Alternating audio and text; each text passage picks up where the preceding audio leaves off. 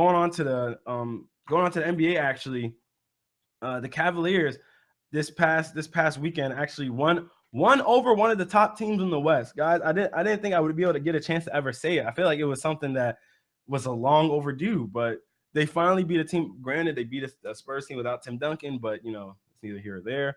Fact of the matter is they beat the Spurs, and it's something that's been hovering over the Cavs. It's been like this dark cloud over the Cavaliers of whether or not they could beat the teams like the Spurs, the Golden State Warriors, Oklahoma City, teams like that. And they finally beat the Spurs. They beat them 117-103.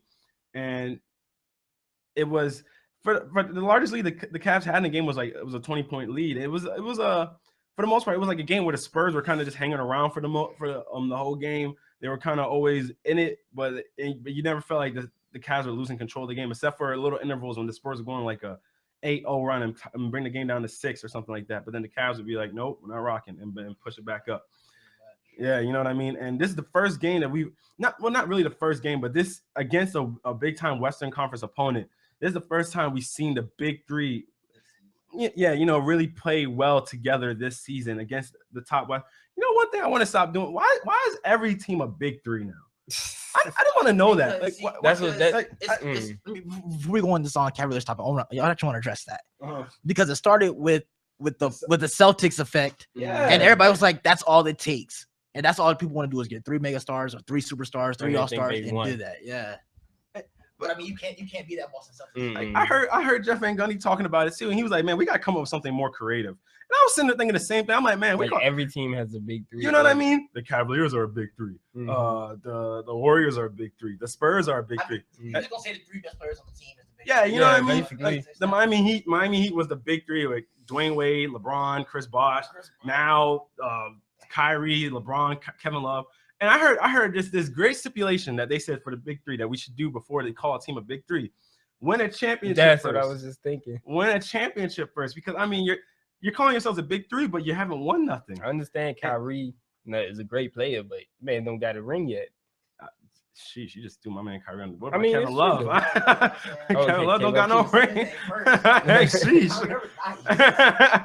But I feel like we should come up with some now.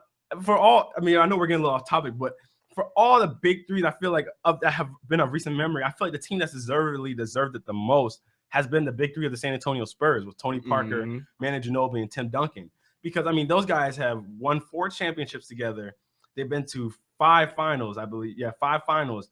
And they've won 4 out of those 5. And then they could have won 5 out of those 5 finals if it were not for Ray Allen corner 3 shot that sends the game into overtime. You know what I mean? And there's a lot of things that could have happened. But at the end of the day, they're 4 out of 5 in their last finals trips. They've been great for the decade and more. You know, for the whole 2000s, 2010, they were great for a decade. They're great through halfway through this decade. I mean, we're already 6 years into this decade. That's crazy. But they've been great for so long that you look at it and you're just like, man, that's what a big three is. But then everybody, I feel like we should call them. We need to give them a name like the upcoming three. Something. I'm not creative with names. The underlings, something. I don't know, but I don't. You don't. LeBron. I'm not discrediting them, but because you gotta look at them as a collective group. That 3 is a lot better than most 3 in the league. It is. Underlings. That 3 hasn't won anything. The one out of him. DeMar DeRozan and wait. What's He called them a big three. If we're gonna say the 3 best of a team, is basically what people call the big 3. Those are underlings. I never heard nobody. Those are underlings. Now, those are underlings. I didn't even know they qualified. They can't be the same. Those are the definition of underlings. I didn't even know. We're not gonna say these 3. This is DeMar DeRozan. This is where this is going. Wait a second, but I didn't even know they qualified as a 3. DeMar DeRozan. They're the best of the team. So Hold on a second. When you talk about Toronto fans, be like, we got a big 3. Wait. Who? No. Exactly. That's the point. See, Oklahoma City, we know that it's a big 2. It's not no big 3. It's a big 2. Serge Ibaka, Kevin Durant, Russell Westbrook, the best players on the team. You know, we're gonna they a big 2.5. I'm like, who? Yeah, you see what I'm saying? Like it's a big. They a big 2.5. The reason why I call them underlings because compared to the Spurs. Yo, That's the best nickname I had. I mean, can y'all come up with nicknames for him? The almost big big three in three. training or something. Big three in training. Big three. You can't call him under. Big three in I always training. call him Little Three.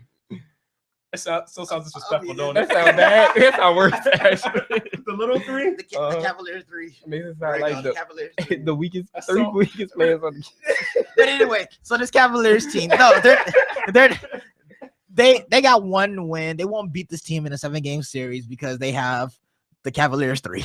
So The Cavaliers That's what we 3. call them now. That's what we call them. So- The Cavaliers 3.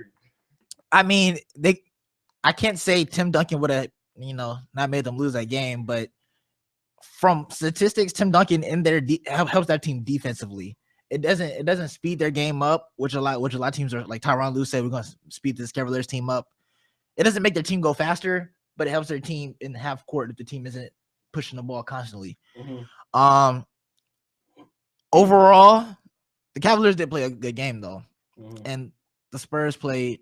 I'm not gonna say they played a bad game, but it wasn't the Spurs basketball we used to seeing. But I can't say that the Cavaliers, because they got this win, they're competing with a Western team. I still don't. They have more to prove under Tyronn Lue before I can sit here and say they have a chance to win in the NBA Finals. All right, Khalid, what you think? I feel the same way, just because you got one win over the Spurs, especially when the Spurs weren't playing as Spurs usually do. Doesn't qualify you to be the best of that. I mean, be able to compete with the best in the West. Can I ask you a quick question from what you just said? I don't want you to go on, then I got to answer another question. But from when you said the Spurs weren't playing how the Spurs normally do, can't some of that be attributed to the Cavaliers' defensive play? Yeah, And of their course, offense, of course, how they of play on course. offense? They're They're one Come on, of the let top me- defense in yeah. the league. What defense? I mean, They're they got one of the LeBron. top defensive Think teams in about the it, they got league. LeBron on the team. Wait, okay, hold on. Wait. LeBron is not that bad on defense. No. No, I'm talking about how great. Yeah, Yeah, he's But getting. how Tristan good, Thompson makes but- that middle very hard. and they got K-Love. My man. But I'm saying they're one of the Yeah. they're top 6 defense in the league. Kevin Love. Wait. Kevin Love. Yeah, I don't know why you do his name out there. Yeah, He's not no defender now.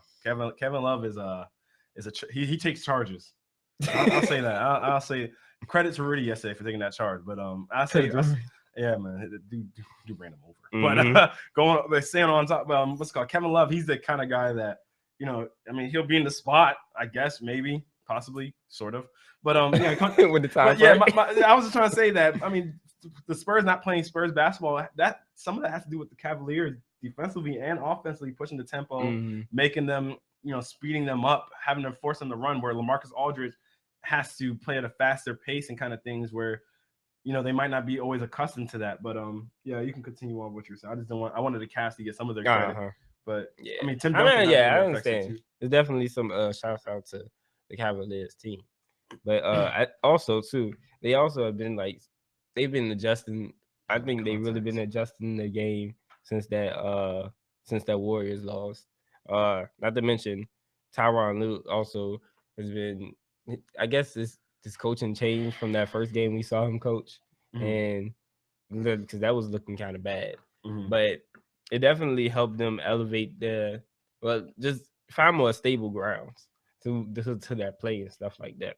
But I still don't think that they're ready to go 7 games, like Rashad was saying, with the Spurs, or 7 games with the Warriors. 7 game with the Thunder. Or Thunder. See that the thing for me with Tyronn Lue is that, I mean, this is really they're just now getting adjusted to what he wants them to do. I mean, that's the only problem with firing a coach in mid-season, which, I mean, Jeff Hornacek just got fired for the Suns. And, that's the only problem with firing a coach mid-season, because it's like whatever coach comes in the middle of the season is expected to make the team just look miraculous from that point on. Like now, whatever team comes in and replaces Jeff Hornacek as the Suns coach is so miraculously supposed to turn the Suns around when they were 2-16 without Eric Bledsoe this season, who's been out with knee issues. So it's like everybody's throwing Mark Jackson's name out whenever a coach gets fired. He's not a bad coach. No, he's not a bad coach. I'm saying that's just like the first name that everybody throws out there whenever. Let's get Mark Jackson. Yeah, you know what I'm saying. But I was okay. But he's really just starting, like, the Cavs weren't even conditioned to run the offense the way he wanted them. My contacts are really bothering me. But or my left one is. But the Cavs weren't conditioned enough to run the offense the way he wanted them to run it. So now you're starting to see them get into that pace that he wants them to, and you're starting to see it where all three members all three stars of the Cavaliers are putting up 20. Kyrie Irving has 21. LeBron James gets 29. Kevin Love gets 21. And when those guys can combine like that to score 71 points or so, that's great for your team because it takes pressure off of your team, the rest of your teammates, and it shows that those guys are all playing in unison. Like those guys all shot efficiently on that game. Kyrie Irving shot 9 of 17. LeBron shot 10 of 17, and Kevin Love shot 8 of 13. And you look at that, and you're just like, they all shot efficiently. That means they were taking, I did see some of the shots they were making were like tough shots, like Kyrie Irving. Some of the shots he hit in the lane were just like, oh wow, like you saw some of the shots he was hitting, and you're like, that's just Kyrie. Some of those layups that he was hitting in like traffic that he would hit over a David West or somebody like that, or LaMarcus Aldridge.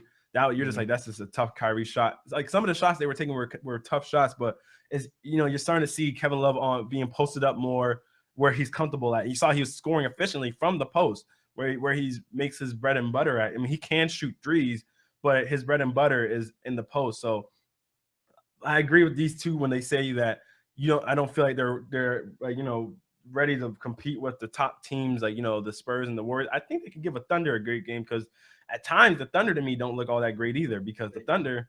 You said what? They don't. Yeah, at times the Thunder, you'll see a game where there's a game where all the questions are coming. Oh, is Russell Westbrook shooting too much? All this and that. Are they getting Enes Kanter enough touches? Who was supposed to be their net, their third/fourth option, whatever, depending on who Serge Ibaka is. Thunder 3.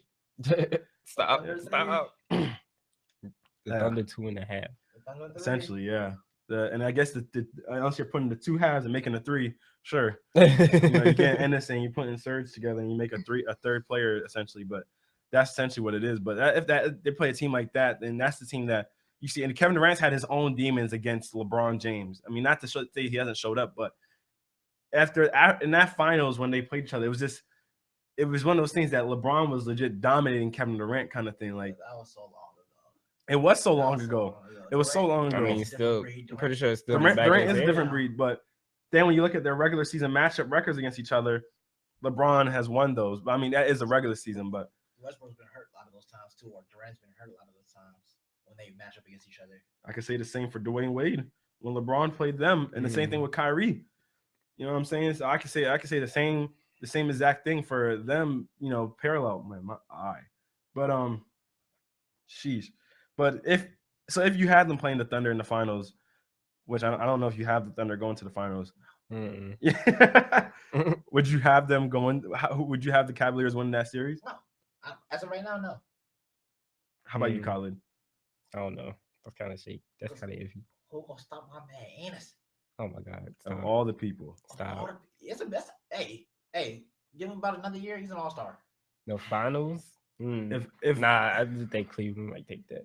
Because Timothy Mozgov and Tristan Thompson, they're a little something. They become a little something special, but not Mozgov, but Tristan Thompson is. With bigs like DeMarcus Cousins and Anthony Davis in the Western Conference, and Draymond Green, and guys like that, there was even a point where people were saying Zaza Pachulia needs to make it into the make it into the All-Star game, but that's up for debate, huh? But I would have to see actually, but